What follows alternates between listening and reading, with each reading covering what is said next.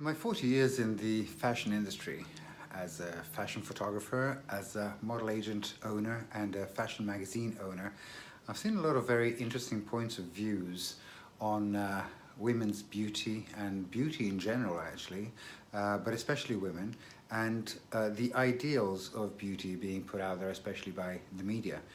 And these very interesting point of views were actually one of the reasons why I actually chose to start a model agency, in order to take better care of the young women that were entering this industry, until they realized that the actual modeling industry is actually hopeless in terms of taking care of people, of taking care of these young women. And the work that I'm doing now is actually more into empowering women in general, in knowing more, in knowing what they already know, and in knowing that there is such a thing as beauty that goes much, much deeper than skin deep. There is a beauty that is ours, that is regardless of whether it's men or women. But I'm talking about women here, especially because it's mainly women that are being targeted in terms of these very interesting, very judgmental points of views on what beauty should be, according to this reality. And we don't have to buy into that, and nobody has to buy into that. Those are big lies.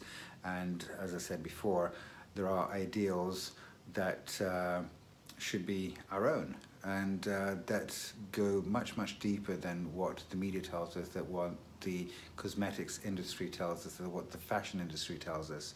And they're based on knowing who you truly are, and knowing that you are beautiful exactly as you are, and if you're being you, that's when your true beauty really comes out, without being pretentious, without being judgmental, without buying into people's judgments, without being into people's projections and lies, without buying into the fact that we cannot be as crazy as we want if we choose to be that. We don't have to buy into the fact that we have to behave in a certain way according to certain rules.